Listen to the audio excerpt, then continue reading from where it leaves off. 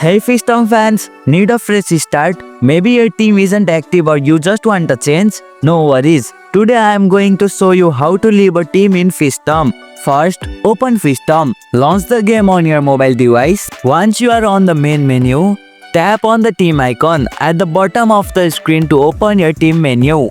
Now look for the team info button or a small eye icon. Tap it and you will see all the details about your team. Once you are on the info page, you will see a leave team button. Tap on it and boom, you are out. Say bye bye to your old crew. Now you can join a new team or even create your own. Just head back to the team menu and explore your option. And here you go, it's done. That's how you can leave team in Fishdom. If you liked our video, press the thumbs up and share button. If you have any question, comment down below and don't forget to subscribe the channel for more tutorials.